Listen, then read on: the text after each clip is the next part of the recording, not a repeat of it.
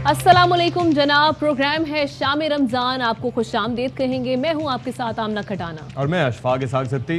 कैसे हैं आप लोग? ठीक ठाक हैं? रमज़ान आपका आखिरी अशरा कैसा गुजर रहा है? आई होप कि अच्छा गुजर रहा होगा। और आजकल तो वैसे भी मसरूफियात इतनी हैं कि लोग घरों से निकल कर मुसलसल जो है वो उनकी ख्वाहिश होती है कि किसी न किसी तरीके से जो ईद शॉपिंग है उसको हम मुकम्मल कर लें और साथ ही साथ अपना रमज़ान भी भरपूर तरीके से आखिर की तरफ लेके। लेकिन आप कैसे कह सकते हैं कि आई होप अच्छा गुजरा होगा? जो बिजली ने तंग करके रखा हुआ है, पेशावर से लेके कराची तक बिजली की जो लोड शेडिंग है, जिससे बात करो वो यही कह रहा है कि 3-3 घंटे 4-4 घंटे गैर एलानिया लोड शेडिंग हो रही है और पूरा दिन हो रही है। तो आप ये सोचें कि सहरी के औकात और ये जो इफ्तारी का टाइम होता है कितना मुश्किल हो जाता होगा। ये तो छोड़ दें, बाकी दिन आराम से गुजरता है। आप तो दफ्तर आ जाती हैं तो आपका सुकून में एसी में गुजर जाता है, क्योंकि लाइट चली भी जाए तो स्टैंड बाय जनरेटर्स होते हैं। तो फिर मैं शिकवा तो नहीं कर रहा ना, आप सहर और इफ्तार ही याद है इनको, जो बाकी का टाइम होता है वो भी। उसमें खाना पकाना, फिर उसके बाद बिजली की लोड शेडिंग भी साथ हो रही है, उसके साथ साथ गैस की लोड शेडिंग भी हो रही है, यानी खाना बनाना भी कितना मुश्किल हो जाता होगा। मतलब एक के बाद एक अफ्ताद आन पड़ी है। फिर कहीं पर कोई डीजल का बहरान चल रहा है तो उस पर लोग परेशान हैं, कहीं पे ओवरऑल। अच्छा, एक तो होती है एलानिया लोड शेडिंग के, जिस पे आपको मैसेज आ जाता है, बता दिया जाता है कि भाई इस वक्त से लेके इस वक्त तक बिजली गायब रहेगी। एक होती है गैर एलानिया। आप सोचें कि बिजली आए हुए 5 मिनट हुए हों, आपने अभी अपना फ़ोन चार्ज करने के लिए लगाया और इसी असना में बिजली गायब। क्या आपके दिल पे गुजरेगी? फिर सड़कों पर अलग से हम रश देख रहे हैं, जिस तरह से अशफाक भी कह रहे हैं, क्योंकि अब ये आखिरी अशरा है। लोगों की कोशिश ये है कि ईद के लिए जल्द अज जल्द शॉपिंग कर ली जाए, तो ऐसे में सड़कों पर भी अच्छा खासा रश है। और आप शॉपिंग के लिए जब जाते हैं तो वहाँ पर देखें जी, कपड़ों की कीमतें आसमान को छू रही हैं, यानी महंगाई शदीद होती चली जा रही है। बहुत सारे मामलात हैं जिन पे आज हमने बात भी करनी है, लेकिन सियासत पे सबसे पहले बिल्कुल जी, सियासत पे बात करना बहुत ज़रूरी है। और सियासत में एक चीज़ होती है कि मामला जब नेशनल सिक्योरिटी का हो तो बहुत ज़्यादा मोहतात रहने की ज़रूरत होती है। और जब इस हवाले से हमने ये देखा कि गुज़िश्ता रोज़ एक एलामिया जारी हुआ नेशनल सिक्योरिटी कमेटी की जानिब से, और इसके अंदर बड़ी अच्छी बात ये थी कि नेशनल सिक्योरिटी कमेटी की उस मीटिंग में असद मजीद साहब भी थे, अफवाज पाकिस्तान के सरबराहान भी थे, इसके अलावा जो नई काबिना है और वज़ीर आज़म साहब वो भी थे। यूनी कि इससे पहले जो मीटिंग हुई थी वो पिछली गवर्नमेंट के साथ थी, ये मीटिंग हुई इस हुकूमत के साथ जी। उसके अंदर भी एक जुमला जो है वो बड़ा इंपॉर्टेंट था कि ये जो गुज़िश्ता जो NSC मीटिंग थी उसके एलामिये की तौसीक की गई, जिसमें वाज़ेह तौर पर मुदाखलत का तस्करा था। लेकिन जिसको तस्लीम नहीं करना वो कैसे करेगा? लेकिन बात यह है कि आप गवर्नमेंट में है ना, आप कैसे इनकार कर सकते हैं? मरियम औरंगज़ेब साहिबा ये कह रही हैं, जब उनसे आज सवाल हुआ तो उन्होंने कहा कौन सी मुदाखलत, कहाँ की मुदाखलत हुई है? कोई मुदाखलत नहीं हुई। यानी वो इनकार कर रही हैं इस चीज़ से। और समझ में नहीं आ रहा कि जब तौसीक हो गई नेशनल सिक्योरिटी काउंसिल की मीटिंग में, जिसमें शहबाज शरीफ साहब जो कि वज़ीर आज़म भी हैं वो वहाँ पर मौजूद हैं, और एक मुश्तरका एलामिया जब सामने आ गया है, तो उसके बावजूद एक स्पोक्स पर्सन किस तरह से सामने आकर कह सकती हैं कि कौन सी मुदाखलत हुई है? एलामिया में लिखा हुआ है कि अनडिप्लोमेटिक लैंग्वेज यूज की गई है, जो बातचीत की गई है वो इंटरफेरेंस के मुताबिक। पाकिस्तान में बैरूनी मुदाखलत हुई, कौमी सलामती कमेटी ने अपने गुज़िश्ता फैसले की तौसीक कर दी, लेकिन वफाकी वज़ीर इत्तलात मरियम औरंगज़ेब की मैं ना मानूं की तकरार अब भी मुदाखलत मानने को नहीं तैयार। तमाम पॉलिटिकल पार्टीज इस बात पे अब क्लियर हैं कि मुदाखलत वाकई हुई थी। मुदाखलत कैसे हुई थी? मुझे ये बात बताएं कि मुदाखलत एक मुल्क आपकी प्रेस स्टेटमेंट में है। मुदाखलत ये कि रजीम चेंज हो, मुदाखलत ये कि पूरी अपोजिशन साथ मिलकर इमरान खान को हटाने लगे। अगर मुदाखलत इस किस्म की थी तो 8 मार्च को आवाम को क्यों नहीं बताया गया? DGTV पर मरियम औरंगज़ेब से बार बार मुदाखलत का सवाल हुआ तो उन्होंने इसे कहानी करार दे दिया। मुदाखलत ये होना कि साजिश हो रही है, ये दोनों जो चीजें हैं ये एक कहानी है कि ये मुदाखलत उस रजीम के लिए हो रही है। मीडिया को मरियम साहिबा, वज़ीर आज़म शहबाज शरीफ की ज़ेर सदारत कौमी सलामती कमेटी इजलास में मरियम औरंगज़ेब भी शरीक थी। फिर अबहाम कैसा, इनकार कैसा? 31 मार्च के कौमी सलामती कमेटी इजलास में भी शुरका ने मरासले का बगौर जायजा लेने के बाद इसे खुल्ला मुदाखलत और नाकाबिले कबूल करार दिया था। मजबूत सिफारती रद्द अमल का भी फैसला किया गया था। अच्छा जी, ये ना सिर्फ ये कि रद्द अमल देने का फैसला किया गया था, बल्कि एक डिमार्च दिया भी गया था जिसके अंदर ये बताया गया था कि भाई ये चीज़ ठीक नहीं है। इंटरफेरेंस नहीं होनी चाहिए किसी भी मुल्क के दाखिली मामलात में, और ज़ाहिर है मुदाखलत यही होती है, आपका किसी मामले से लेना देना नहीं है और आप आके बताएं कि आपने ये करना है और ऐसे करना है। फिर कुछ लोग उसके अंदर ये कहते हैं कि चूँकि हमारी मईशत उन ममालिक के साथ जुड़ी है, हमारे जो माली मफादात हैं, हुकूमती माली मफादात, वो उनसे जुड़े हैं, तो हमें वही करना होगा जो वो हुकूमतें कहती हैं। तो ऐसा हो नहीं सकता, कोई भी खुद मुख्तार कौम ऐसा नहीं कर सकती। तो एहसन इकबाल साहब जो कि अब वफाकी वज़ीर बराए मनसूबाबंदी हैं, वो ये कहते हैं कि हमारी खारिजा पॉलिसी में अमरीका तीसरा सतून है। लेट दैट सिंक इन, ये मईशत के लिए उन्होंने कहा है कि ये तीसरा अहम सतून। बिल्कुल ऐसे, और साथ ही साथ उन्होंने कहा कि इमरान खान साहब ये जो बयानियां लेकर आए हैं, ये बेसिकली पाकिस्तान के नेशनल इंटरेस्ट के साथ, पाकिस्तान के मफाद के साथ खेलने वाली बात है। न्यूज़ कॉन्फ्रेंस करते हुए एहसन इकबाल ने मजीद क्या कहा, वो आप देख लें। इमरान खान भी अपने सियासत की गाड़ी कभी आइन से टकराते हैं, कभी कौमी इदारों से टकराते हैं, कभी पाकिस्तान के कलीदी मफादात से टकराते हैं, कभी पाकिस्तान की खारजा पॉलिसी को निशाने पे लेते हैं, और कभी मुल्क की दाखिली सलामती और इस्तेहकाम को निशाने पे लेते हैं। पाकिस्तान की मईशत के लिए 4 मजबूत खारजी सतून है। पहला सतून चीन है, दूसरा सतून यूरोपियन यूनियन है, तीसरा सतून अमेरिका है, जो हमारी मसनूआत और बरामदात की बहुत बड़ी मंडी है, दुनिया की सबसे बड़ी तजारती मंडी है, जिसको चीन भी नाराज नहीं करता। और चौथा सतून हमारे खलीजी ममालिक हैं। इमरान न्याजी ने खलीजी ममालिक से भी हमारे ताल्लुकात की, जिसे कहते हैं कि उन्हें सत्यानाश कर दिया। इमरान न्याजी साहब कहते हैं मेरा तोहफा मेरी मर्जी, वो तोहफे पाकिस्तान की मुमलकत के सरबराह को मिले थे। वो तोहफे 22 करोड़ लोगों की अमानत थे। आपने हर चीज को बाजारी बना दिया, कौम की इज्जत को भी बाजारी कर दिया कि जाके मार्केट में बेच दिया। जी एहसन इकबाल साहब ये भी कह रहे थे कि जैसे ही नो कॉन्फिडेंस मोशन लेकर आई गई तो इन्होंने अपने डिप्टी स्पीकर को इनकरेज किया इमरान खान साहब ने, और वायलेट किया कानून को, आइन शिकनी की, और साथ ही साथ उन्होंने कहा कि खुद को ये ऐसे पोर्ट्रे करते रहे जैसे ये हीरो हों। और साथ ही साथ उन्होंने मजम्मत भी की, और उन्होंने कहा कि ऐसे लोग हीरो नहीं, बेसिकली ये क्रिमिनल्स हैं, ये मुजरिम हैं जिन्होंने आइन शिकनी की है, और इनके खिलाफ एक्शन लिया जाएगा। एहसन इकबाल साहब ये भी कह रहे हैं। लेट्स सी कि क्या इस हवाले से होता है, लेकिन एक्शन किसी और के खिलाफ लिया जाए या ना लिया जाए, लेकिन जो आज़ाद मीडिया है उसके खिलाफ एक्शन ज़रूर लिया जा रहा है, और आज़ादी सहाफ़त का खुमियाजा ARY न्यूज़ भुगतना शुरू हो गया है। अच्छा, ऑपोजिशन में इस हवाले से दावे किए जाते थे जब ये ऑपोजिशन में थी हुकूमत कि उस वक्त कहा जाता था कि जी आज़ाद मीडिया होना चाहिए और कोई पाबंदी नहीं होनी चाहिए, ये पे का ऑर्डिनेंस क्या है, ये नहीं होना चाहिए। लेकिन अब वो इख्तिदार में आते हैं उनका रवैया तब्दील हो गया, और मुस्लिम लीग नून ने हुकूमत संभालते ही ARY न्यूज़ को धमकियां देना शुरू कर दी हैं। 24 घंटे में दो नोटिस गालिबन भिजवा दिए गए हैं। बिल्कुल ऐसा ही है, और सिर्फ धमकियां नहीं दी बल्कि एक सोशल मीडिया पे मुनज़्ज़म किस्म की मुहिम चलाने की कोशिश की जा रही है कि ARY न्यूज़ को बंद करो। ये मुहिम भी चल रही है। साथ ही साथ साद रफ़ीक साहब जो कि वफाकी वज़ीर हैं, उन्होंने केस खोलने की धमकी दी है और ट्वीट में गोल्ड केस खोलने की भड़क मारी है। ये गोल्ड केस ये वही है जनाब जिसमें नून लीग ने आसिफ अली जरदारी पर इल्ज़ाम लगाए थे, और एहतसाब अदालत ने क्लीन चिट भी दी थी। बिल्कुल जी। और इसके साथ साथ यहाँ तक ये सिलसिला नहीं रुका, और ज़ाहिर है कि ट्विटर को भी यूज़ किया जा रहा है ओवरऑल तमाम चीज़ों को। लेकिन बात यह है कि आज़ादी इजहार मसला सारा हुकूमतों का यही होता है कि जब वो हुकूमत में होते हैं तो उनको तनकीद अच्छी नहीं लगती, जब ऑपोजिशन में जाते हैं तो उस वक्त मीडिया से अच्छा कोई नहीं होता, उस वक्त वो फिर सहाफ़ी रास्त गो दिखाई देते हैं, वो हक़ और सच के दाई दिखाई देते हैं। लेकिन जैसे ही वो हुकूमत में आते हैं, ये सिर्फ किसी एक हुकूमत का मसला नहीं है, हर हुकूमत का मसला ये होता है। और नून लीग और बाकी जो जमातें उनसे ये तवक्को थी कि इस दफ़ा आके कम अज़ कम वो ये नैरेटिव नहीं अपनाएंगे, वो बर्दाश्त करने की सलाहियत रखेंगे।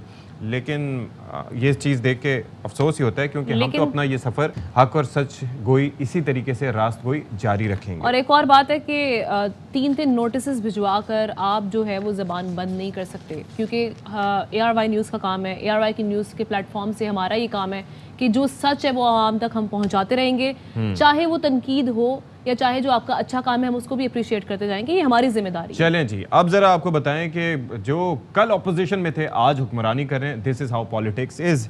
और इख्तिदार में इन होते ही तमाम वो लोग थे जिनके नाम ECL में थे, यानी कि उनका नंबर था 1 नहीं 2 नहीं पूरे के पूरे 150, उनके नाम ECL से आउट होने लगे। جو اہم نام ہے وہ ذرا بتا دیتے ہیں. نواز شریف صاحب جو کہ لنڈن میں بیٹھے ہیں, علاج کی غرض سے گئے تھے 8 ہفتے کے لیے, لیکن ابھی تک واپس نہیں آئے. ان کے ساتھ ساتھ شہباز شریف صاحب جو کہ وزیر اعظم پاکستان ہیں, ان کا نام ECL سے, جسٹ امیجن کہ وہ وزیر اعظم پہلے بن کے اور نام ECL سے بعد میں نکلا.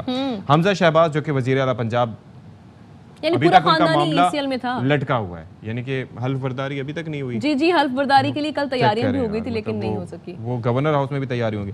مریم نواز صاحبہ, سلیمان شہباز, علی عمران کے نام ایگزٹ کنٹرول سے نکال دیے گئے ہیں. شاہد خاقان عباسی, مفتاح اسماعیل. اچھا, مفتاح اسماعیل کا نام اب نکلا ہے؟ جی وہ تو وہاں نہیں بیٹھے ہوئے تھے, وہ چلے گئے نا نو فلائی لسٹ سے, ان کا پہلے کروا کے اس کے بعد اب انہوں نے ختم کیا. بہرحال ساری صورتحال پر بات کر لیتے ہیں. بیورو چیف اسلام آباد صابر شاکر صاحب نے ہمیں جن کی ہے. صابر شاکر صاحب, یہ کیا ہو رہا ہے؟ ہم نے دیکھا کہ پہلے حکومت بنی, اس کے بعد ECL سے نام ہٹائے جا رہے ہیں. 151 ایسے لوگ ہیں جن کے نام ہٹا دیے گئے ہیں. کیا کہیں گے سب سے پہلے اس پر؟ ایک تو یہ ہے کہ اگر ہم کوئی خبر دیتے تو وہ فیک نیوز کہلاتی, اور اب میرے پہلے تصدیق ہو گئی سرکاری طور پہ کہ کتنے نام ECL میں تھے کہ اس وقت حکمراں اتحاد میں شامل ہیں. تو سارے کا سارا ایک آفیشلی ریکارڈ آ گیا ہے. اس سے آپ اندازہ کر سکتے ہیں کہ اس وقت درخواستیں بھی خود ہی دی جا رہی ہیں, اپنے آپ کو درخواستیں دے رہے ہیں کہ معزز وزیر اعظم شہباز شریف صاحب, میرا نام ECL میں شامل ہے اور میں وزیر اعظم شہباز شریف سے ریکویسٹ کرتا ہوں کہ سائل شہباز شریف کا نام ECL سے نکال دیا جائے. ٹھیک ہے, تو وہ خود ہی فیصلہ کر رہے ہیں, وہ اپلیکیشن خود ہی لکھتے ہیں, وہ خود ہی ان کے سامنے آ جاتی ہے. اور یہ سارے کا سارا کام پوری وفاقی کابینہ نے اس وقت کیا ہے, اور حکمراں اتحاد میں شامل جتنی بھی جماعتیں ان سارے کے نام ECL سے نکل گئے ہیں. اور پھر یہ ہے کہ رولز بھی تبدیل کر دیے گئے ہیں تاکہ کل کو کوئی اگر کورٹ میں چیلنج بھی ہو تو اس کا بھی پہلے سے بندوبست کر دیا گیا کہ کابینہ نے اس کو رولز کو تبدیل کیا. اب وہاں پہ یہ سوال پتہ نہیں کوئی پوچھے گا یا نہیں کہ کابینہ کے ارکان کون کون سے تھے اور درخواست گزاران ECL والے کون سے تھے, اور جن کے نام نکالے وہ کون سے, اور جن کے نکلے وہ کون سے, جنہوں نے نکالے وہ کون تھے. تو وہ سارے کا سارا ایک ہی جو ہے وہ گلدستہ نکلے گا. تو یہ ایک لطیفہ مذاق ہو رہا ہے حکومت کے ساتھ پاکستان. لیکن ظاہر ہے یہ تو اینٹیسپیٹڈ تھا نا, ایسا کیسے ہو سکتا ہے کہ وہ اقتدار میں آتے اور اپنے نام ECL میں رہنے دیتے. مجھے تو حیرت اس چیز پہ ہوئی صابر بھائی کہ مفتاح اسماعیل صاحب واشنگٹن پہلے پہنچ گئے اور نام ان کا ECL سے بعد میں نکلا. جی بالکل ایسا ہی ہوتا ہے, اور اس سے پہلے بھی ایسا ہو چکا ہے.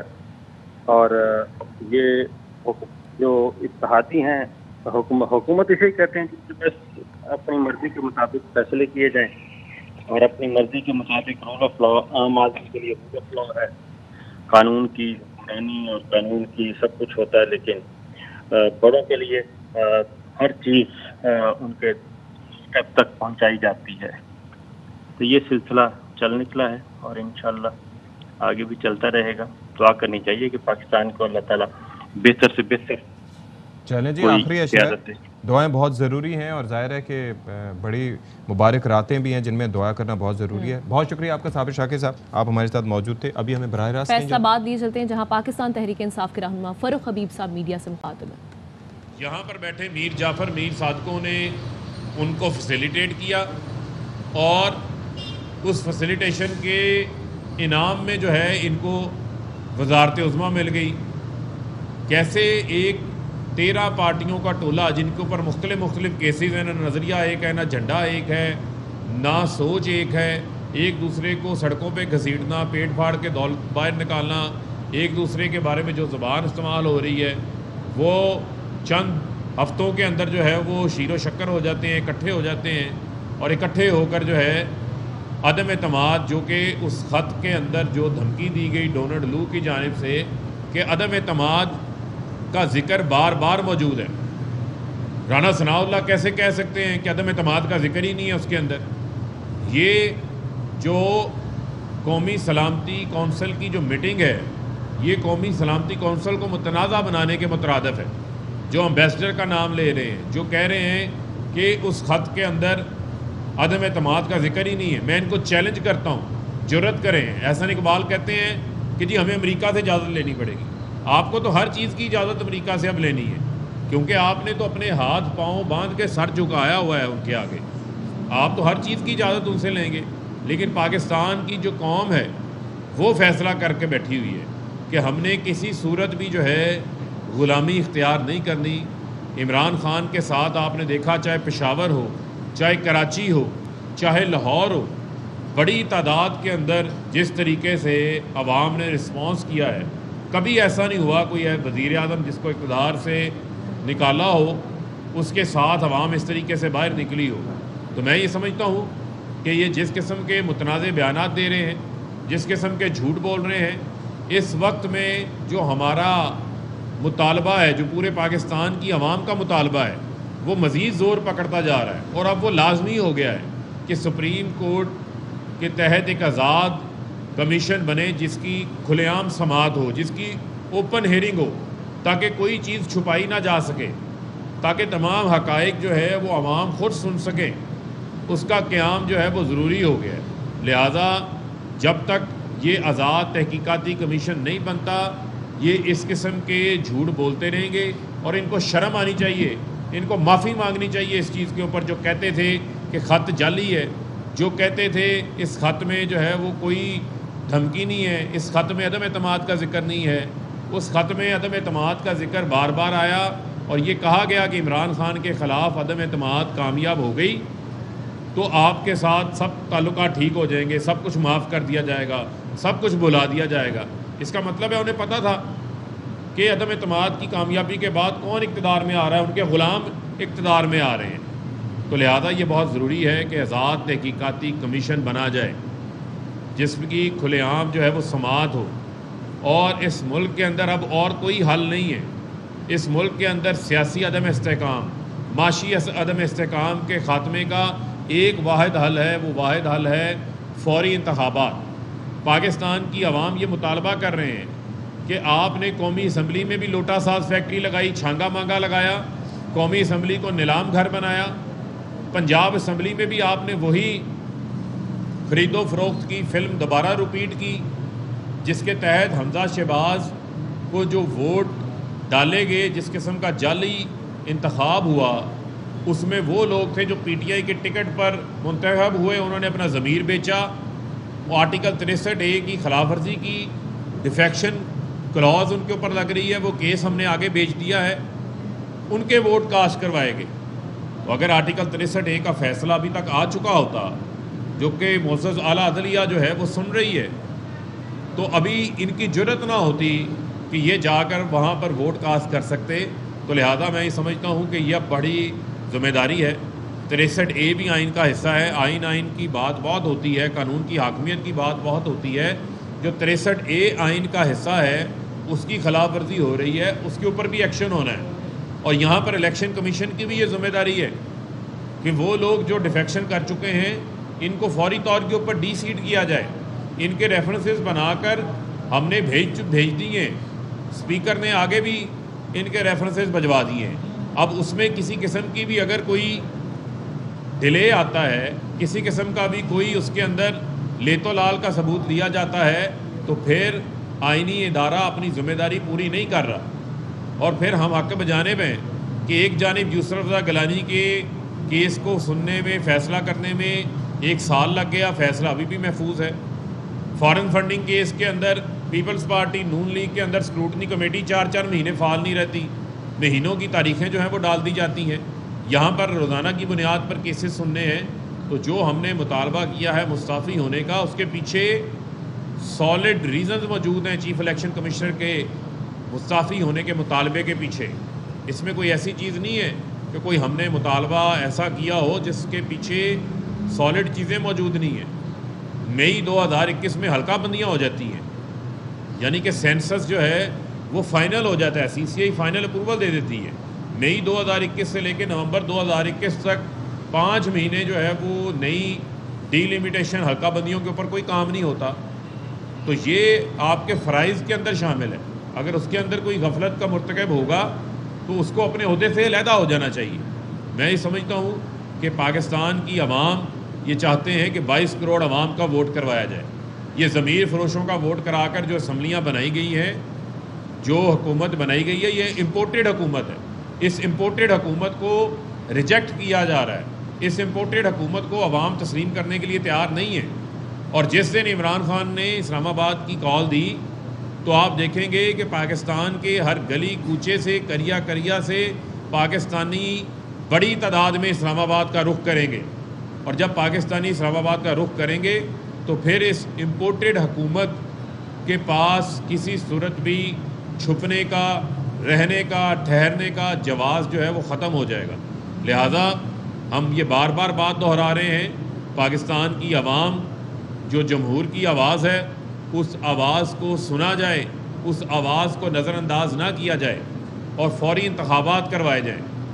اور معیشت ان سے سنبھل نہیں رہی، ڈالر نہیں پکڑا جا رہا، پیٹرول ڈیزل کی قیمتیں بڑھانے کو ہیں، بجلی کی قیمتیں بڑھا چکے ہیں، اور آج کریں نا چینی 50 روپے کلو، آج کریں نا آٹا 35 روپے کلو، آج کریں پیٹرول 75 روپے لیٹر، آج لائیں ڈالر 100 روپے پہ۔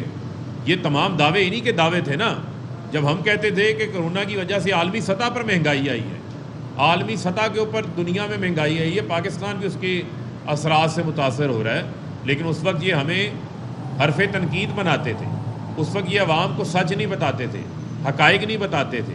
اب مہنگائی کم ہونے کی بجائے پرائم منسٹر کے آنے کے بعد دن بہ دن بڑھتی جا رہی ہے، اور وزیر اعظم ہاؤس کے اندر وہ لوگ جو کہ جیل کے ملازمین تھے، کوٹ پتھر جیل کے، اڈیالہ جیل کے، ان کو بلا کر وہاں پر کھانے کھلائے جا رہے ہیں، کھابے کھل گئے ہیں۔ عمران خان نے تو prime minister house, prime minister office کا 1 ارب 10 کروڑ روپے کا، 110 کروڑ روپے کا خرچہ بچایا تھا، کوئی کیمپ آفیسز نہیں تھے عمران خان کے۔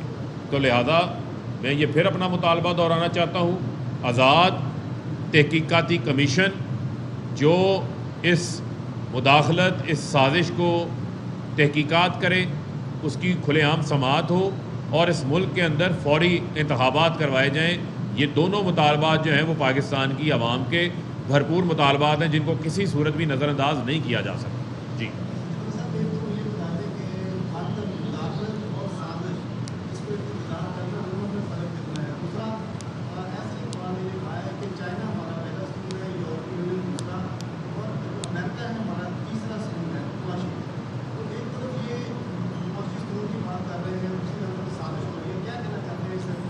دیکھیں، بنیادی طور کے اوپر یہ سازش کرنے والوں میں شامل ہے نواز شریف بیرون ملک بیٹھ کے کن کے ساتھ ملاقاتیں کر رہے تھے، وہاں بیٹھ کے کیا سازش کے تانے بانے بن رہے تھے، اور آپ دیکھیں جس قسم کی زبان پاکستان کے سیکیورٹی اداروں کے سربراہوں کے خلاف یہ لوگ استعمال کرتے رہے ہیں۔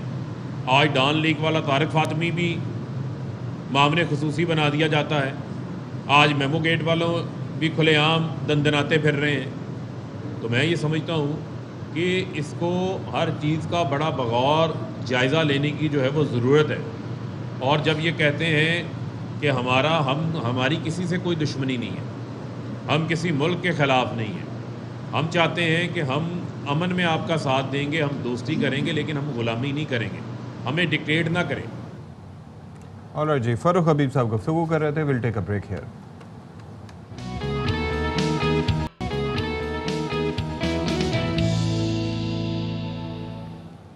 ایک بار پھر سے آپ کو خوش آمدید کہیں گے شام رمضان میں، اور اب ایک ٹویٹ شامل کر لیتے ہیں فواد چودھری صاحب کا، جنہوں نے کہا کہ آج تحریک انصاف کی سیاسی کمیٹی کا اجلاس منعقد ہوا۔ اجلاس میں الیکشن کمیشن کے معاملات کا جائزہ لیا گیا۔ چیف الیکشن کمشنر نے جانبداری اور بددیانتی کی انتہا کر دی ہے۔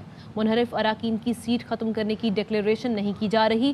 ساتھ ہی ساتھ پی ٹی آئی کا 26 اپریل کو ملک بھر میں الیکشن کمیشن دفاتر کے سامنے احتجاج کرنے کا اعلان سامنے آیا ہے۔ اس سے متعلق فواد چودھری صاحب یہ لکھتے ہیں کہ P T I election commission کے رویے کے خلاف احتجاج کرے گی۔ تمام ضلعی تنظیموں کو ہدایات جاری کی جا رہی ہیں۔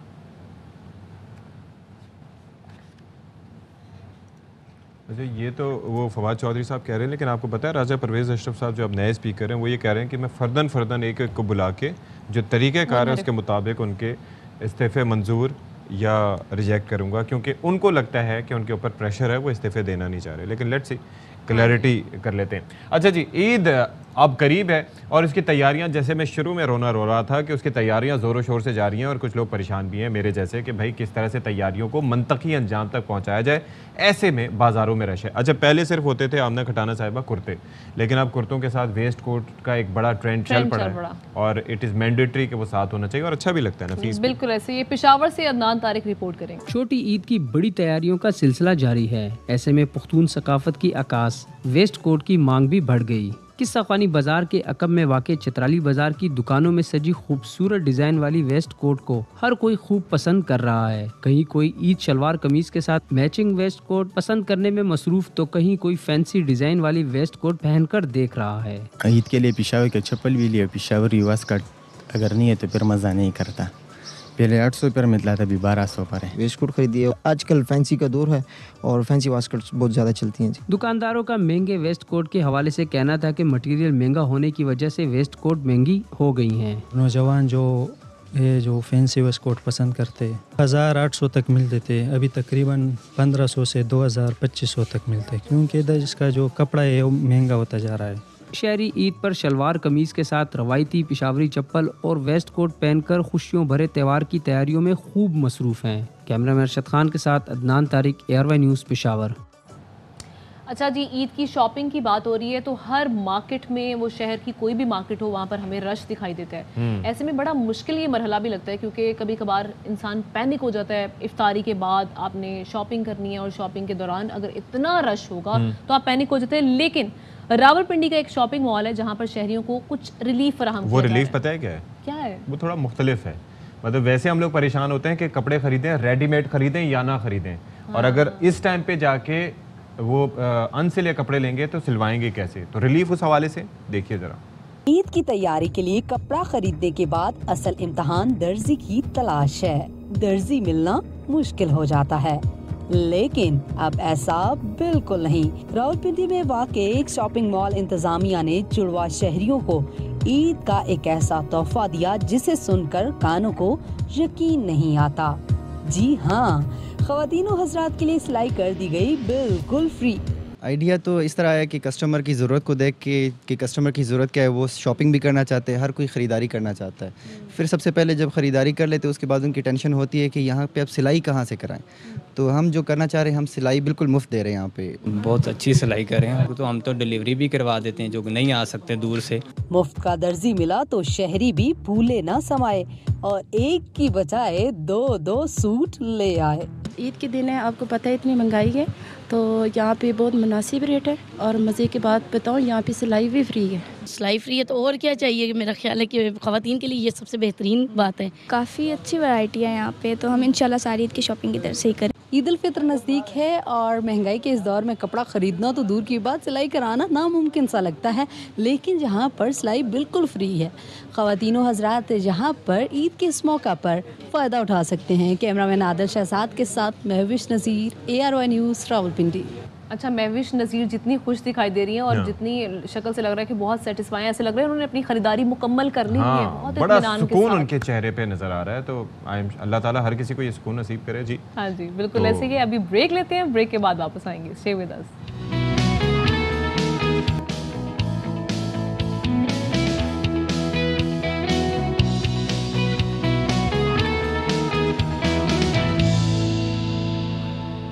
آلرائٹ جی, 5:06 ہو چکے ہیں. پروگرام ہے شام رمضان اور میں ہوں آپ کے ساتھ ایک بار پھر سے آپ کا جانا مانا اور پہچانا اشفاق اسحاق سبتی, اور میرے ساتھ موجود ہیں کم جانی مانی اور پہچانی آمنہ کھٹانہ.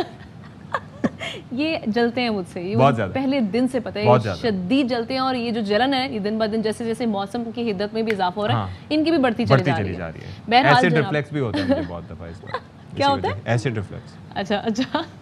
اچھا جناب, یہ ساری باتیں تو چلتی رہیں گی, لیکن جس طرح سے ہم نے 4 بجے میں بھی سیاست پہ بھی گفتگو کی, بہت سارے معاملات پہ, عید کی شاپنگ کس طرح سے ہو رہی ہے ملک کے طول و عرض میں, اس پر بھی بات کی. اس کے علاوہ کیا کیا ایکٹیویٹیز ہو رہی ہے رمضان میں, اس پر بھی ہم نے بات کی. اچھا, ایک مسئلہ ہے, اس سے پہلے کہ ہم آگے خبریں شیئر کریں اس پہ میں بات کرنا چاہوں گی. کراچی میں یہ چیز جو ہے وہ بہت سر اٹھا رہی ہے. پہلے ہم نے دیکھا کہ پہلے ایک گمشدگی ہوئی, دعا زہرا, پہلے وہ گمشدہ ہوئی, اس کے بعد اب ایک اور خاتون بتائی جا رہی ہیں جی, 14 سال کی بچی ہے بالکل. اچھا, ایج کے حوالے سے کوئی 16 کہہ رہا ہے, کوئی 14 کہہ رہے ہیں. نمرا وہ بھی اب 5 روز ہو گئے ہیں لاپتہ ہے, اور والدین یہ کہہ رہے ہیں جی مقدمہ ہم نے FIR کے لیے کہا تو ہے, لیکن FIR درج کر لی گئی ہے لیکن اس پہ کوئی کارروائی نہیں کی جا رہی ہے. اچھا, ایک تو یہ ہے کہ یہ ابھی FIR پراپر جسے کہتے ہیں نا وہ نہیں کی گئی, روز نامچے میں انٹری جسے کچی FIR کہا جاتا ہے وہ کی گئی ہے, اور اس کے ساتھ ساتھ جس طریقے سے وہ CDR ہوتا ہے نا, کال ڈیٹیل ریکارڈ, وہ کرنے کے لیے انہوں نے درخواست کی تھی والدین کی جانب سے, تاکہ پتہ چل سکے کہ بچی آخر گئی کہاں ہے, کیسے اس کو اٹھا کے لے گئے ہیں, کیسے لاپتہ ہوئی ہے. تو تھوڑا سا یہ قانون نافذ کرنے والے اداروں کو اس پہ فوکس کرنا ہوگا. اگر وقت سے پہلے ہی آپ منطقی انجام تک یا نتائج اپنی طور پر دینا شروع کر دیں گے تو کیسے بات بنے گی؟ جو والدین پریشان ہیں ان کی سننی چاہیے. بالکل ایسے ہے. اچھا جی, اب ہم ایک خبر شامل کرنے والے ہیں, اور وہ خبر یہ ہے کہ وزیر اعظم شہباز شریف صاحب اور ان کی اتحادی رہنماؤں کو عمرہ ادائیگی کے لیے ساتھ جانے کی دعوت. اختر مینگل نے خوزدار میں بلدیاتی الیکشن اور اسلم بھوتانی نے طبیعت ناساز ہونے پر معذرت کر لی ہے, اور محسن داوڑ اپنا نام ECL میں ہونے کی وجہ سے نہیں جا سکیں گے. تو بہرحال یہ ہمیں وزیر اعظم پاکستان کی جانب سے علم ہوا ہے کہ یہ انہوں نے اتحادی رہنماؤں کو عمرہ ادائیگی کے لیے ساتھ جانے کی دعوت دی ہے, اور غالباً 27 تاریخ کو انہوں نے جانا تھا, اور اب اختر مینگل نے ان سے معذرت کر لی ہے, اور اس کے ساتھ ساتھ اب یہ ہے کہ وہ ان کے ساتھ نہیں جائیں گے, اور اسلم بھوتانی صاحب بلدیاتی الیکشن کے باعث بھی نہیں جا پائیں گے.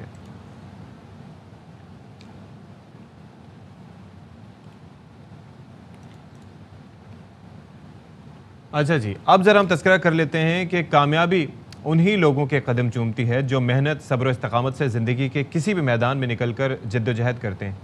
یہ تو میری بات ہو رہی ہے. اچھا, آپ کریں آگے, میں اپنی تعریف خود سے کیسے کروں؟ ہاں جی, تو ہماری یہ کوشش ہوتی ہے کہ ایسے لوگ جو آگے بڑھتے ہیں محنت کی بدولت, اور نہ صرف محنت بلکہ انتھک محنت کی بدولت, جن میں ٹیلنٹ ہوتا ہے ان کو سامنے لے کر آئے تاکہ آپ کو انسپریشن ملے, اور جو لوگ تیاری کر رہے ہوتے ہیں کسی بھی امتحان کے لیے یا کسی بھی پیشے میں آگے بڑھنے کے لیے, ان کو اس سے موٹیویشن ملے. تو اب ہم آپ کی ملاقات کروانے جا رہے ہیں گجرات کی تحصیل کھاریاں سے تعلق رکھنے والی 23 سالہ ماروخ سے, اور انہوں نے جناب رواں سال CSS کا جو امتحان ہے وہ پاس کیا ہے. آپ یہ دیکھیں 23 سال کی یہ خاتون جنہوں نے 23 سال کی عمر میں پہلی اٹیمپٹ میں وداؤٹ اینی کوئی خاتون نہ لڑکی کہیں برا بھی لگ سکتا ہے. آپ کو کوئی خاتون کہے آپ کو کیسا لگے گا؟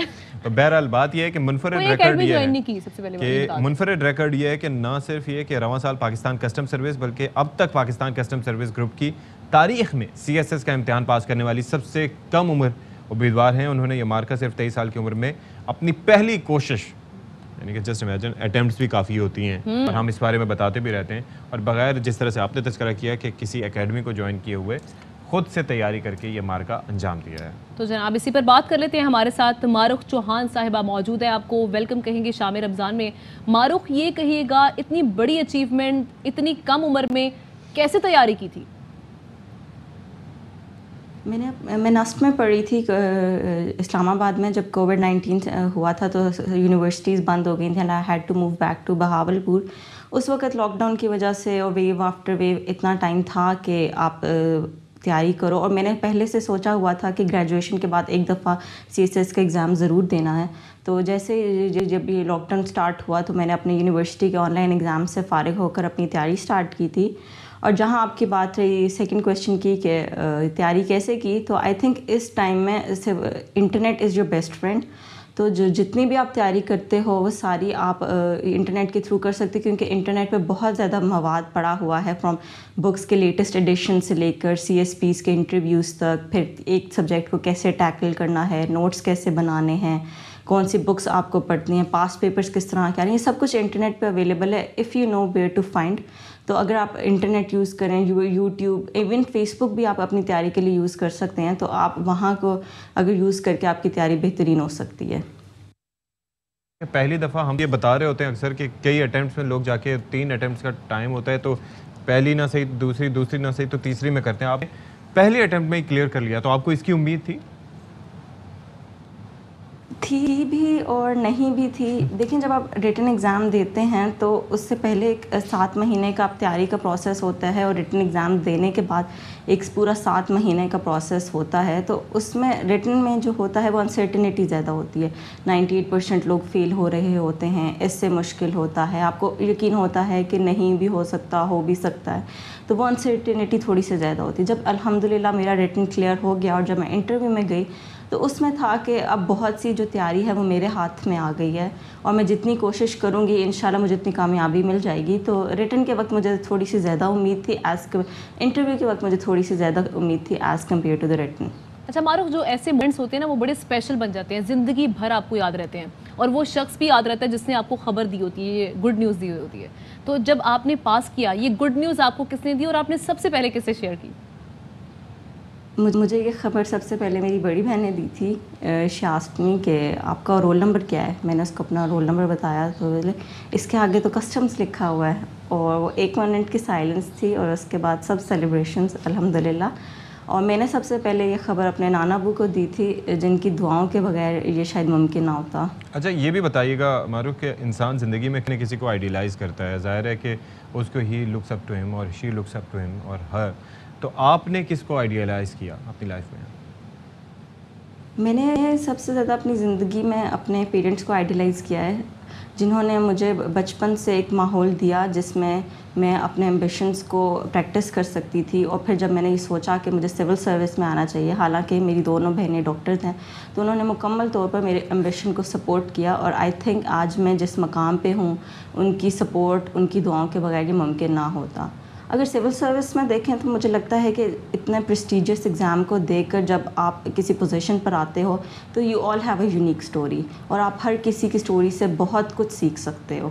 بہت شکریہ. معروف خان ہمارے ساتھ موجود تھیں, اور یقیناً پاکستان کا فخر ہے کہ اتنی کم عمر میں انہوں نے فرسٹ اٹیمپٹ میں اتنا مشکل امتحان پاس کیا, اور جو نوجوان دیکھ رہے ہیں ان کو یہ یقیناً انسپائر بھی کری ہوگی. بالکل, اور ان کو موٹیویشن بھی ملی ہوگی اس سے. بالکل, بہت زیادہ موٹیویشن ملی ہوگی. اور آپ دیکھیں کہ بغیر کسی فورن ہیلپ کے, یہاں پہ بیرونی مدد کے بغیر انہوں نے یہ چیز حاصل کی, تو دیٹ از گریٹ.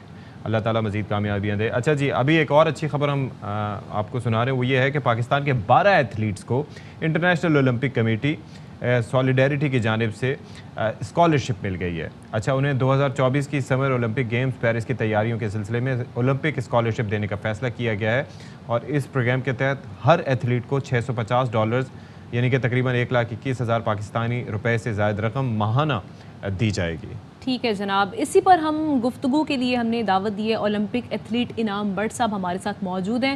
بہت شکریہ آپ کے وقت کا. یہ کہیے گا یہ کتنی خوش آئند خبر ہے جو 12 ایتھلیٹس ان کو اب انٹرنیشنل اولمپک کمیٹی کی جانب سے اسکالرشپ ملنا؟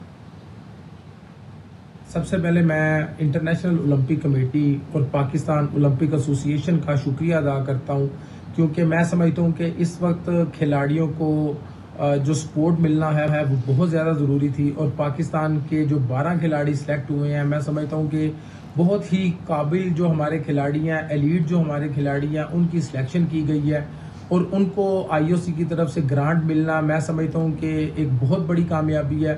اور اس سے بہت زیادہ کھلاڑیوں کا مورال بلند ہو گیا ہے, اور انشاءاللہ ہم پوری کوشش کریں گے کہ ہم اپنی ٹریننگ کو مزید بہتر کریں, ان پیسوں کا ٹھیک استعمال کریں, اور ہم پاکستان کے لیے انشاءاللہ میڈل جیتیں. اور پاکستان اولمپک ایسوسی ایشن نے یہ جو اتنا بڑا ہمارے لیے کام سر انجام دیا ہے, اس کو ہم پورا کر کے اس پر عمل پیرا ہو کر دکھائیں. اچھا, تھوڑا حساب کتاب ہم کرتے ہیں تو اندازاً 2 سال میں 40 لاکھ روپے ہر ایتھلیٹ کو ملیں گے. تو آپ کی نظر میں اس سے تربیت میں, ٹریننگ میں کتنا فائدہ مل سکے گا؟ جی بالکل, بہت زیادہ. میں سمجھتا ہوں کہ اس سے کھلاڑیوں کو فائدہ ہوگا, کیونکہ جو سب سے بڑی جو ہم کھلاڑیوں کو پرابلم فیس کرنا پڑتی ہے وہ یہی ہے کہ ہمیں اپنی ڈائٹ پر بہت سارے پیسے خرچ کرنا پڑتے ہیں. اس کے ساتھ ساتھ ہماری جو انٹرنیشنل ہماری پارٹیسپیشن جو ہے وہ, اگر آپ ایک بھی میچ میں پارٹیسپیٹ کرتے ہیں تو اس کے لیے آپ کو کم از کم جو آپ کے ٹکٹ کے اخراجات ہیں, اس کے بعد وہاں پر آپ نے انٹرنیشنل فیس دینی ہوتی ہے, اس کے بعد آپ نے ہوٹل کے ایکسپینڈیچر کرنے ہوتے ہیں. تو ایک جو انٹرنیشنل مقابلہ ہے جو کہ 3 سے 4 دن جاری رہتا ہے, تو تقریباً 5 سے 6 لاکھ روپیہ ایک کھلاڑی کا جو ہے وہ خرچ ہوتا ہے. تو میں سمجھتا ہوں کہ ان پیسوں سے بہت زیادہ مدد ملے گی, اور انشاءاللہ ان پیسوں سے ہم جو ہے اپنی ڈائٹ پر توجہ دے سکتے ہیں. اس میں سے کوئی 1-2 مقابلے بھی کھیلے جا سکتے ہیں. تو میں سمجھتا ہوں کہ ان پیسوں کے ساتھ جو ہے کافی جو ہے وہ کھلاڑیوں کو بہتری ہوگی اور انشاءاللہ اپنی اپنی ہم گیم میں اپنی اپنی ہم ڈائٹ پر بہتری سے انشاءاللہ کام کریں گے اور پاکستان کو اس کا ضرور فائدہ ہوگا. تو پھر انعام ہم امید رکھیں کہ پرفارمنس جو ہے وہ بہت اچھی ہونے جا رہی ہے کیونکہ اب کوئی جواز نہیں بچے گا میڈل کی تیاری میں, کوئی کمی تو نہیں رہ جائے گی. ہاں دیکھے جہاں تک جواز کا تعلق ہے کھلاڑی تو پہلے بھی اپنی محنت کر رہے تھے, اب بھی ہم محنت کر رہے ہیں اور انشاءاللہ آگے آنے والے فیوچر میں بھی ہم زیادہ ایفرٹ کریں گے. تو اگر آپ صرف ان پیسوں کی بات کرتے ہیں تو میں سمجھتا ہوں کہ یہ ایک بہت بڑی سپورٹ تو ضرور ہے, لیکن ہمیں یہ بھی ساتھ میں دیکھنا ہوگا کہ ایک کھلاڑی کو جب آپ انٹرنیشنل لیول پہ ایک مقابلہ کھلاتے ہیں تو 5 سے 6 لاکھ روپیہ لگتا ہے. تو اولمپک کی ہم بات کرتے ہیں تو اس میں ہمیں بہت زیادہ سپورٹ کی مزید ضرورت ہوگی. ہماری فیڈریشن سے, ہمارے جو پاکستان سپورٹس بورڈ ہے, دیگر ادارے ہیں, وہ سب جب ہم مل کر کام کریں گے, مل کے ہم سپورٹ کریں گے, مل کے ہم ایونٹ کھیلیں گے اور اسپیشلی ہم کھلاڑیوں کی انٹرنیشنل ٹریننگ کا ہونا بہت زیادہ ضروری ہے. تو میں پاکستان سپورٹس بورڈ سے بھی ریکویسٹ کرتا ہوں کہ وہ اچھا آپ ذرا یہ بتا دیجیے گا انعام, آپ کو کیا لگتا ہے, آپ نے کہا کہ ہمیں ان سے بھی مدد کی ضرورت ہے, تو ابھی وہ بھرپور معاونت کر رہی ہیں آپ کی یہ سپورٹس بورڈ اور اولمپک ایسوسی ایشن؟ جی بالکل, الحمدللہ یہ ہمارے بڑے ادارے ہیں اور ہماری ہر وقت ہماری سپورٹ میں رہتے ہیں. سب سے پہلے تو میں پاکستان اولمپک ایسوسی ایشن کا شکریہ ادا کرتا ہوں کہ جنہوں نے انٹرنیشنل اولمپک کمیٹی سے اتنی بڑی ہمیں اسکالرشپ منظور کرا کے دی اور جو ہمارے ایلیٹ کھلاڑی ہیں ان کو سپورٹ کرنے کا پروگرام ایک بنایا گیا ہے, ایک پورا پلان بنایا گیا ہے 2 سال کا. تو میں سمجھتا ہوں یہ ایک بہت بڑی اچیومنٹ ہے, بہت بڑی کھلاڑیوں کے ساتھ یہ پروموٹ کیا جا رہا ہے کھلاڑیوں کو. اور اس کے ساتھ ساتھ پاکستان سپورٹس بورڈ کا بھی میں شکریہ ادا کرنا چاہتا ہوں کیونکہ 1.5-2 ماہ ہو گئے ہیں ہمارا کیمپ لگا ہوا ہے اور یہ کیمپ جو ہے کنٹینیوسلی آگے common wealth games, Asian games, world Islamic games اور اس کے بعد ساؤتھ ایشین گیمز تک یہ ہمارا کیمپ جاری رہے گا اور اس کے بعد اولمپک کے کوالیفائی راؤنڈ اور ورلڈ چیمپئن شپس تک بھی یہ کیمپ انشاءاللہ جاری رہے گا. تو ڈیفینیٹلی ان اداروں کی سپورٹ کے بغیر تو کوئی بھی کھلاڑی آگے نہیں آ سکتا. تو یہ کھلاڑی, یہ ادارے جب مل کر کام کرتے ہیں تو پھر ہم اچھی طرح سے میڈل جیت سکتے ہیں, اچھی طرح سے ہم کھلاڑیوں کو فیسلیٹیٹ کرتے ہیں اور پاکستان کا پرچم بلند کرتے ہیں.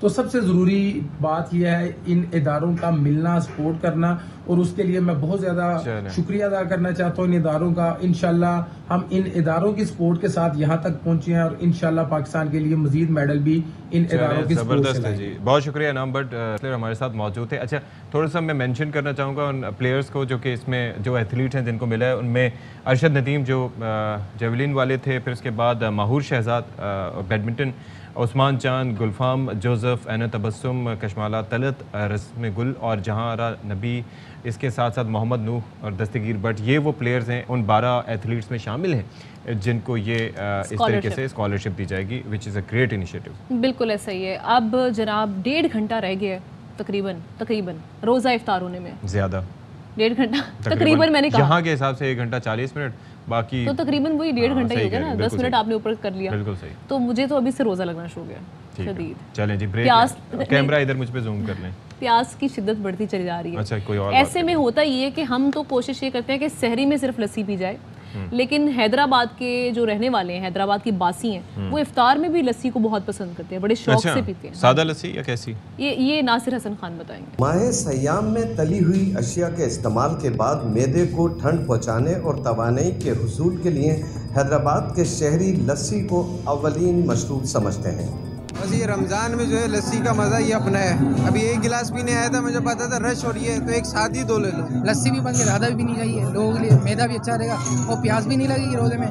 دہی, دودھ, ماوے اور بادام سے تیار کردہ ٹھنڈی لسی نہ صرف حیدرآبادی پیتے ہیں بلکہ سندھ بھر سے آنے والے بھی یہاں آتے ہیں. کے بعد لسی پینے کا مزہ ہی الگ ہے. میں خود آج نواب شاہ سے آیا ہوں خاص لسی پینے. بھائی نے میری افطار پارٹی کی تھی تو میں نے بھائی کو بولا کہ اب ادھر آ کر مجھے لسی پلاؤ. گرمیوں کا موسم ہو, ماہ رمضان کی شامیں ہوں اور ٹھنڈی ٹھنڈی لسی پینے کو ملے تو کیا ہی بات ہے. کیمرہ مین نعیم شاہ کے ساتھ Nasir Hassan Khan, ARY news, Hyderabad. All right جی, well take a break. Break کے بعد آتے ہیں.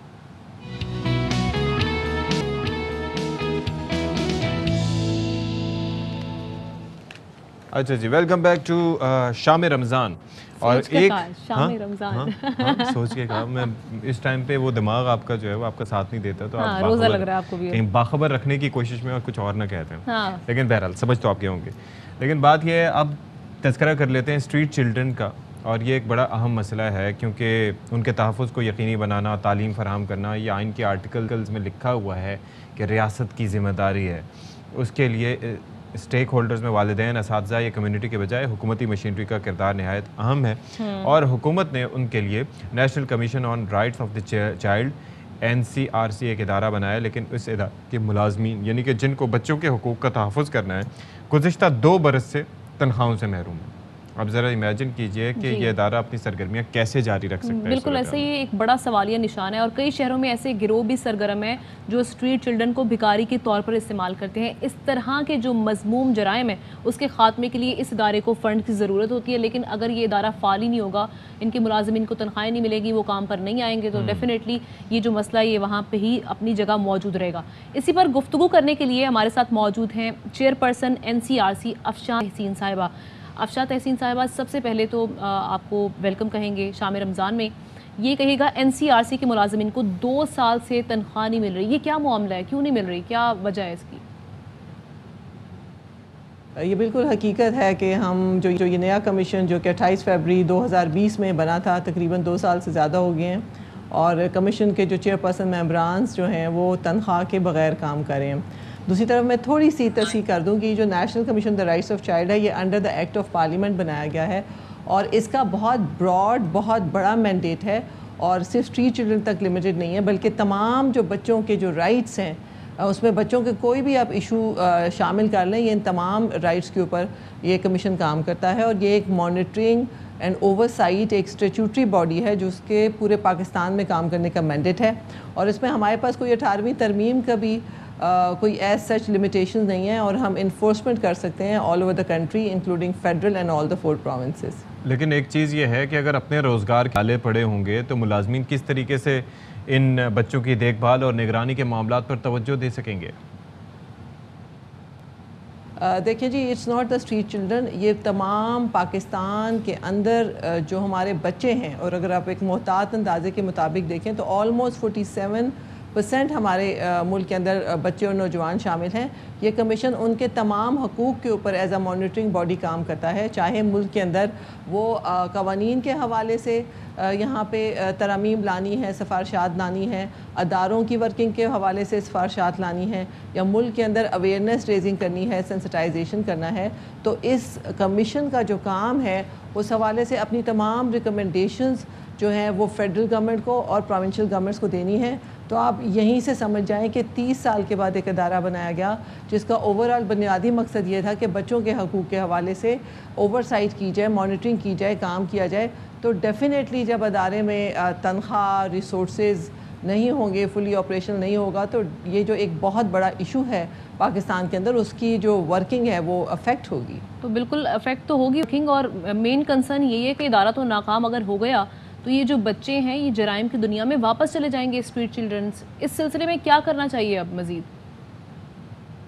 دیکھیں، ایک تو اوورآل بچوں کے ایشوز کو لے لیں، لیکن دوسری طرف اس وقت چونکہ ہم نے ابھی حال ہی میں ایک بہت ہی تفصیلاً ایک ہم نے policy framework street children پہ دیا ہے، تو میں ابھی اسی ایشو کی طرف آ لیتی ہوں. جبکہ بچوں کے تو بے تحاشا ایشوز ہیں، ان کے لیبر کے ایشوز ہیں، ٹریفکنگ کے ایشوز ہیں، پروٹیکشن کے ایشوز ہیں، وائلنس کے ایشوز ہیں، چائلڈ سیکشل ایبیوز کے ایشوز ہیں، ان کے ہیلتھ کے ایشوز ہیں، ان کی تعلیم کے ایشوز ہیں. لیکن اسٹریٹ چلڈرن اس وقت ایک اتنا بڑا ایشو ہے. اگر پاکستان کے اندر دیکھیں تو millions and millions of children جو ہیں وہ ہمارے پاس اسٹریٹ کنیکٹڈ ہیں، یا تو اسٹریٹ پہ کام کر رہے ہیں، یا اسٹریٹ پہ رہ رہے ہیں، یا بیگنگ کر رہے ہیں، اور مختلف حوالے سے ابھی میں نے جتنے ایشوز کیے ہیں ان سب ایشوز کا وہ شکار بھی ہیں. تو اگر اسی ایک ایشو کو پکڑ لیا جائے تو اگر اس طرح کے جو ادارے جو فوکسڈ کام کرتے ہیں بچوں کے حوالے سے، وہ اپنی بالکل افیکٹولی کام نہیں کر سکتے. اور یہ بہت بڑا لمحہ فکریہ ہے پاکستان کے اندر کہ ابھی تک ان بچوں کے لیے کوئی ایک واضح frame work, policy frame work موجود نہیں ہے. اور ہم صبح جب گھر سے نکلتے ہیں، ہم تمام لوگ بحیثیت انسان اور پھر بحیثیت والدین، پھر بحیثیت شہری، اور پھر ایک سٹیک ہولڈرز ہم نکلتے ہیں، تو ہمیں سب سے جو دکھ دینے والا جو ہمیں منظر نظر آتا ہے وہ ہمارے دائیں بائیں بہت چھوٹے چھوٹے 5 سال کے، 4 سال کے، 6 سال کے، 10 سال کے، 12 سال کے بچے اسٹریٹ پہ نظر آتے ہیں، اور کبھی وہ کام کر رہے ہیں، کبھی بیگنگ کر رہے ہیں، اور جس طرح کے وہ تشدد کا شکار ہوتے ہیں، اس پہ تو میرے خیال سے ایک پورا پروگرام چاہیے جس پہ ہم کریں. ٹھیک ہے جی، بہت شکریہ آپ کا ہمارے ساتھ موجود ہیں افشاں صاحبہ، اور آئی ہوپ کہ یہ جو ملازمین ہیں NCRC کے، ان کی تنخواہیں جلد ریلیز کر دی جائیں گی تاکہ وہ بچوں کے مسائل پہ توجہ دے سکیں گے. اب جناب کیا ہے؟ اب جناب یہ ہے کہ پاکستان کے پہلے پاپ سنگر اور سب سے زیادہ گانا گانے والے یعنی گلوکار احمد رشدی، جن کا آج 88واں یوم پیدائش ہے. اچھا جی، اب ذرا ہم تذکرہ کر لیتے ہیں کہ بلوچ ثقافت کا، اور بلوچ ثقافت کا سب سے اہم جز خواتین کے خوبصورت بلوچی کام والے لباس ہیں، جو اپنے محنت طلب کام اور مختلف اقسام کی وجہ سے دنیا بھر میں مقبولیت حاصل کر رہے ہیں. نہیں بھائی، ہمیں تو کوئی تحفے میں نہیں دیتا. عطیہ کہہ رہی ہے جی تحفے میں بھی دیے جاتے ہیں. وہ دیے جاتے ہیں نا، آپ خود بھی کسی کو دیں نا. نہیں عطیہ بھجوائے نا بلوچی ڈریس. پرس سے پیسے نکلتے ہیں. بالکل صحیح کہا پروڈیوسر. پیچھے سے تانے مل رہے ہیں مجھے. ہم بریک پہ جا رہے ہیں اور ان سے بات نمٹتے ہیں. کوشش کریں گے.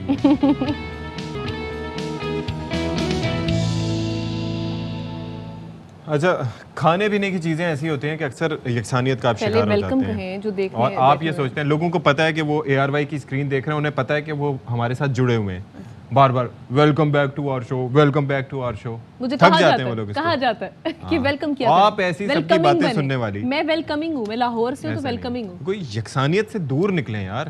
مطلب اچھا، یکسانیت یہ بھی ہوتی ہے کہ بریانی کھاتے رہیں یا حلیم سیپریٹلی کھاتے رہیں، لیکن کراچی والوں کو انفرادیت کا اتنا شوق ہے کہ نت نئے امتزاج کرنے کی کوشش کرتے ہیں. ایسے ایک امتزاج ہے حلیم بریانی. مطلب would you ever want to try this؟ کبھی آپ چاہیں حلیم بریانی؟ لیکن کچھ لوگ کرتے ہیں ٹرائی. میں کوشش کروں گی، میں بھی کروں یہ ٹرائی. اور یہ حلیم بریانی جو ہے وہ صرف رمضان میں، آپ کے پاس دن بہت کم رہ گئے ہیں، تو آپ جلد از جلد یہ ٹرائی کر سکتی ہیں. لیکن اس حوالے سے پہلے کیسا ذائقہ ہے، کہاں سے ملتی ہے، امبرین الطاف بتائیں گے. رمضان المبارک کے مہینے میں مختلف قسم کے کھانے جو ہے وہ دسترخوان کی زینت جہاں بنتے ہیں، وہیں ہم دیکھتے ہیں کہ باہر بھی جو ہے وہ لوگ بڑی تعداد میں موجود ہوتے ہیں، اپنی فیملیز کے ساتھ مختلف قسم کی ڈشز جو ہے وہ انجوائے کرتے ہیں. آپ نے بریانی کا نام تو سنا ہی ہوگا. اسی طریقے سے مختلف جگہوں پہ حلیم بھی اچھی اور مزیدار ملتی ہے. آج ہم آپ کو لے کر آئے ہیں حلیم بریانی پوائنٹ پر، جہاں پر لوگ جو ہے وہ بہت زیادہ خوش بھی ہیں، انجوائے بھی کریں. ایک مختلف قسم کی ڈش ہے حلیم کی حلیم اور بریانی کی بریانی. کیا ہے یہ ڈش اور کیسے تیار ہوتی ہے، آئیے آپ کو دکھاتے ہیں. طریقے سے جو ہے وہ پہلے بریانی جو ہے وہ باکس میں یہ لوگ پیک کر رہے ہیں، اور اس کے بعد جو ہے وہ گرما گرم بریانی کے اوپر جس طریقے سے یہاں پہ حلیم جو ہے وہ پھیلائی جائے گی، اور اس کے بعد پھر رائتا ٹائپ کا بھی کچھ ڈالا جاتا ہے. زبردست قسم کا کھانا تیار ہے، اور جو ہے اس کے بعد لوگ مزے سے اس کو کھاتے ہیں اور انجوائے کرتے ہیں. ہر سال لوگ انتظار ہی کرتے ہیں 1 مہینے کا، صرف 1 مہینے ہی لگاتے ہیں ہم. یہ صرف ٹائم پاس کرنے کے لیے ہمارے والد نے شروع کیا تھا، اور آج یہ آپ دیکھ لیں کیا ہو رہا ہے. رمضان میں ایک ماحول بن گیا ہے کہ تراویح کے بعد حلیم بریانی کھانی ہے، شاپنگ کرنے ہی آنا ہے، حلیم بریانی کھائیں گے. بریانی تو ہم نے بہت کھائی ہے، لیکن یہ کچھ اس کا ذائقہ ہی ڈفرینٹ ہے. آپ کھائیں گے آپ کو اور مزہ آئے گا. یہ تو کافی پرانے کافی چلے آ رہے ہیں، اور ماشاءاللہ کافی رونق ہو گئی اس دفعہ. تو میری فرینڈ نے بتایا تھا کہ یہاں کی حلیم بریانی اچھی ہوتی ہے، تو میں نے پاپا کو کہا کہ ہم بھی یہاں چلتے ہیں کھانے کے لیے. لاسٹ ایئر بھی ہم آئے تھے لیکن ہمیں ملی نہیں تھی، لیکن اس ٹائم فرسٹ ٹائم آئے ہیں تو انشاءاللہ اچھا ہی ذائقہ ہوگا. بریانی پہ حلیم ڈال کے کھا رہے ہیں، بہت اچھی ہے یہاں کی بریانی. مزیدار حلیم اور مسالے دار بریانی دونوں کے جب ذائقے ایک ساتھ مکس ہو جاتے ہیں تو ایک الگ سی ڈش بن جاتی ہے، جسے کراچی والے زبردست قسم سے انجوائے کرتے دکھائی دیتے ہیں. کیمرامین مصطفیٰ معراج کے ساتھ امیر الطاف، ARY نیوز کراچی. اور اب ہم رخ کرتے ہیں جناب جیکب آباد کا، جہاں کی تاریخی مسجد ہے کوٹ جنگو. کیونکہ ہماری کوشش ہی ہوتی ہے وہ جیسے ہم اسلامی ٹورزم بھی آپ سے متعارف کرواتے ہیں، تو کوٹ جنگو ہے اسلامی فن تعمیر کے حسن اور محل وقوع کی عظمت کا حسین امتزاج، جس کو دیکھنے کے لیے لوگ دور دور سے آتے ہیں. موسیٰ بلوچ رپورٹ کریں.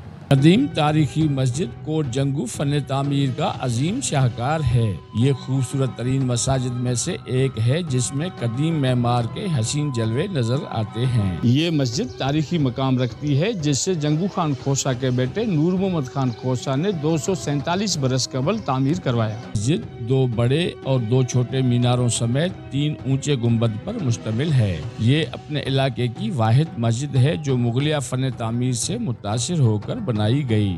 اس تاریخی مسجد کی تعمیر کا کام 1870 میں شروع کیا گیا جو 1875 تک جاری رہا. اسی مسجد شریف کے حوالے سے کوئی بھی سرکاری کام نہیں ہوا. ابھی جو بھی کام ہے مسجد شریف میں جس کی چیز کی بھی ضرورت ہوتی ہے تو اس جو مسجد شریف کے زیر نگرانی جو ہے حاجی محمد یوسف خان کی ہے وہ اپنی طرف سے اور گاؤں والے مل کر اس میں وہ جو کام وغیرہ ہے وہ کرتے ہیں. مسجد کی تعمیر میں سندھ اور بلوچستان کے کاریگروں نے اپنے فن کا مظاہرہ کیا. مسجد کے اندر اور باہر بیک وقت 1000 نمازیوں کی گنجائش ہے. کہا جاتا ہے کہ کوٹ جنگو کی اس حسین اور تاریخی مسجد کی تعمیر میں 35 مزدوروں نے اپنی جان کا نذرانہ پیش کیا جو کام کے دوران چھت گرنے سے شہید ہوئے. کیمرہ ٹیم کے ساتھ محمد موسیٰ بلوچ، ARY نیوز، جیکب آباد. چلیں جی، اور اب وقت آ چکا ہے آپ سے اجازت لینے کا اور آپ کا ہمیں اجازت دینے کا. تو لکھ کے دیں گے یا بتائیں گے زبانی؟ نہیں، سن لیا میں نے، دے دی اجازت. ہاں جی، اجازت مل گئی ہے اور کل پھر آپ کی خدمت میں حاضر ہوں گے اگر زندگی رہی. تب تک آپ نے خوش رہنا اور خوش رکھنا ہے. بالکل جی، اللہ حافظ.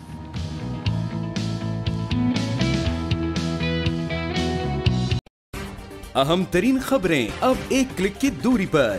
آپ کے پسندیدہ ٹاک شوز ہوں یا اہم ملکی یا غیر ملکی شخصیات کی نیوز کانفرنسز، ہر لمحہ باخبر رہنے کے لیے سبسکرائب کریں ہمارا YouTube چینل.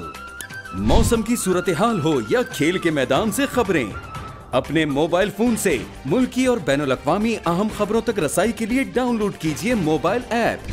باوثوق ذرائع سے مصدقہ خبروں، تجزیوں اور تبصروں سے مستفید ہونے کے لیے وزٹ کیجیے پاکستان کی سب سے بڑی نیوز ویب سائٹ www.arynews.tv. ان سب کے علاوہ پاکستان کا سب سے بڑا فیس بک پیج ہو، سب سے بڑا نیوز انسٹاگرام اکاؤنٹ یا پھر ٹویٹر، ARY نیوز پہنچا رہا ہے خبریں سب سے پہلے آپ تک تاکہ آپ رہیں ہر لمحہ باخبر.